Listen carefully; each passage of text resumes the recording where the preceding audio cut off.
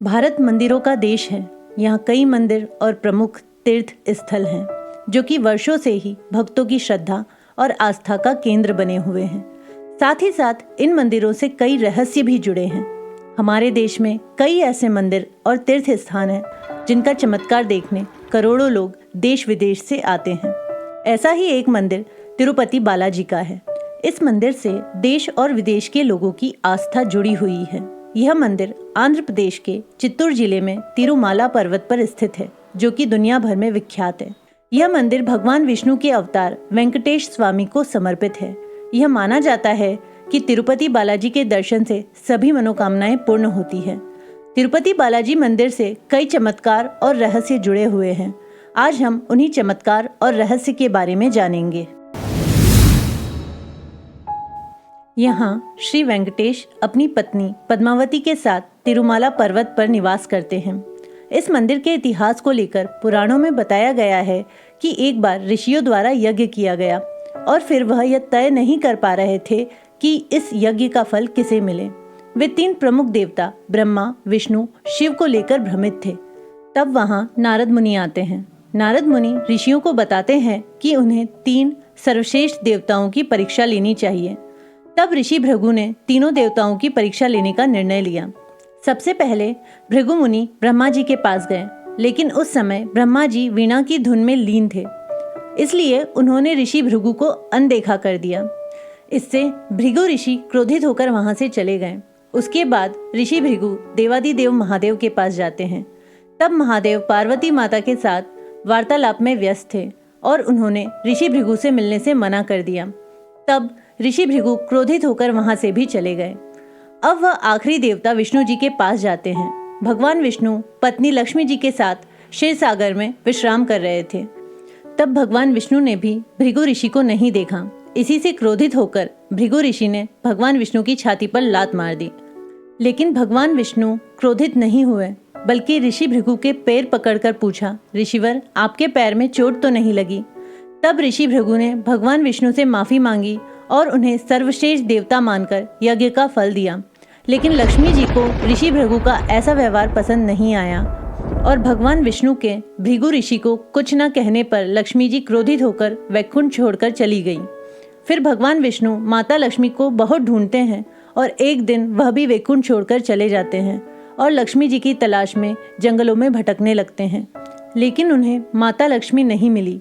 तब भगवान विष्णु चीटी के पहाड़ में आश्रय लेकर रहने लगे। यह सब देखकर भगवान शिव और ब्रह्मा भगवान विष्णु की मदद करने के लिए निकल पड़े।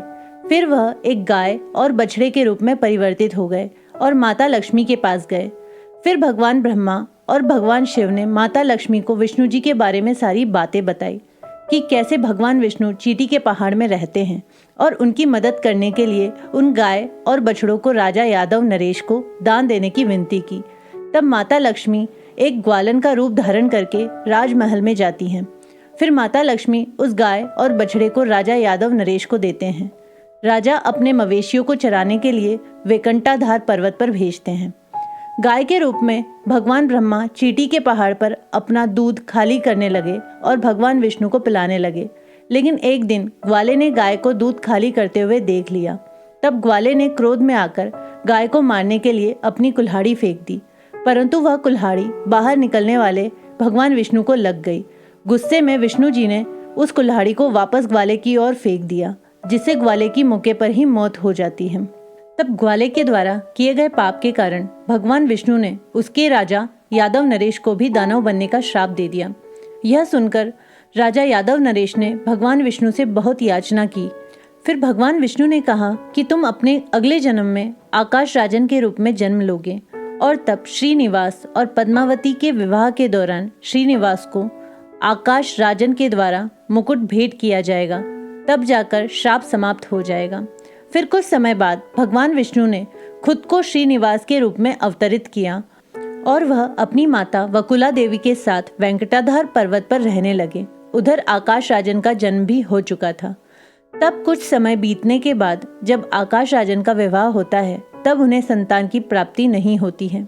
एक दिन खेत पर जाते हुए सोने के पात्र में कमल के फूल पर लिपटी हुई एक बच्ची आकाश राजन को मिलती है। फिर वह उसका नाम पद्मावती रखते हैं। कुछ सालों बाद श्रीनिवास और पद्मावती बड़े हो जाते हैं। एक दिन श्रीनिवास शिकार करने के लिए जंगल गए और एक हाथी का पीछा कर रहे थे, लेकिन हाथी एक बगीचे में छुप गया जहां पद्मावती अपने दोस्तों के साथ फूल तोड़ रही थी। हाथी ने उनको देखकर हमला कर दिया। तब श्रीनिवास ने यह देखा और पद्मावती और उनकी सहेलियों को हाथी से बचा लिया। लेकिन फिर श्रीनिवास पद्मावती की सुंदरता पर मोहित हो गए और उनके बारे में पूछा। फिर उन्होंने पद्मावती को विवाह का प्रस्ताव दिया। पद्मावती ने भी विवाह का प्रस्ताव स्वीकार कर लिया। घर जाकर श्रीनिवास ने अपनी माता वकुला देवी से कहा कि वह पद्मावती से विवाह करना चाहते हैं। यह भी पता चला कि वह भगवान विष्णु हैं और उनकी माता वकुला देवी अपने पिछले जन्म में माता यशोदा थी। तब वकुला देवी विवाह का प्रस्ताव लेकर राजा आकाश राजन के पास जाती हैं। फिर राजा आकाश राजन ने ऋषि बरापति की सलाह ली। तब बरापति ने बताया कि पद्मावती का जन्म भगवान विष्णु से विवाह करने के लिए हुआ है और श्रीनिवास ही भगवान विष्णु हैं। यह जानकर सभी बहुत खुश हुए। फिर पद्मावती और श्रीनिवास का विवाह तय हो गया। तब श्रीनिवास निर्धन थे। तब उन्होंने विवाह के लिए कुबेर जी से धन उधार लिया और यह ऋण इतना बड़ा था कि भगवान विष्णु के भक्त आज तक उसे चुका रहे हैं। मान्यता है कि कलयुग की समाप्ति के साथ ही यह ऋण भी पूरा हो जाएगा। जब माता लक्ष्मी को भगवान विष्णु के विवाह के बारे में पता चला, तब उन्होंने भगवान विष्णु का सामना करने का फैसला लिया। लेकिन जब श्रीनिवास ने पद्मावती और माता लक्ष्मी को एक साथ देखा तो उन्होंने खुद को मूर्ति के रूप में परिवर्तित कर लिया। तब भगवान शिव और भगवान ब्रह्मा ने आकर दोनों को समझाया कि कलयुग में लोगों के कल्याण और मुक्ति के लिए भगवान विष्णु ने यह सब लीला की है। यह जानने के बाद माता लक्ष्मी भी भगवान विष्णु के साथ वहीं रहने लगी। माता लक्ष्मी भगवान की बाईं छाती पर और माता पद्मावती दाईं छाती पर रहने लगी। तो ये थी भगवान विष्णु से वेंकटेश बनने की कहानी। तिरुपति बालाजी के इतिहास के बाद चलिए जानते हैं उनके मंदिर के कुछ रोचक तथ्य या कहें तो चमत्कार। भगवान बालाजी के सिर पर रेशमी केश हैं और उनमें गुथियां नहीं आती। वह हमेशा ताजे रहते हैं। कहा जाता है कि यह केश असली हैं। मंदिर से 23 किलोमीटर दूर एक गांव है। उस गांव में किसी भी बाहरी व्यक्ति का प्रवेश निषेध है। वहां पर लोग बड़े नियम से रहते हैं। वहीं से लाए गए फल फूल भगवान को चढ़ाए जाते हैं। वहीं की अन्य वस्तुएं जैसे दूध, दही, मक्खन भी भगवान को चढ़ाया जाता है। मंदिर के गर्भगृह में चढ़ाई गई किसी भी वस्तु को बाहर नहीं लाया जाता है। बालाजी के पीछे एक जलकुंड है। उन वस्तुओं को वहीं पीछे देखे बिना उनका विसर्जन किया जाता है। बालाजी की पीठ पर बार बार पसीना आता है। बालाजी के पास कान लगाकर सुनने से समुद्र घोष की आवाज सुनाई देती है। बालाजी के जल कुंड में विसर्जित वस्तुएं तिरुपति बालाजी से 20 किलोमीटर दूर वेरपेडु से बाहर आती हैं। गर्भगृह में बिना घी बिना तेल के हजारों वर्षों से दीपक जल रहे हैं और वह कभी नहीं बुझते हैं। मंदिर में मुख्य द्वार पर दरवाजे के दाईं ओर एक छड़ी है। इस छड़ी के बारे में कहा जाता है कि बाल्यावस्था में इस छड़ी से ही भगवान बालाजी की पिटाई की गई थी। इस कारण उनकी ठुड्डी पर चोट लग गई थी। इस कारणवश तब से आज तक उनकी ठुड्डी पर शुक्रवार को चंदन का लेप लगाया जाता है ताकि उनका घाव भर जाए।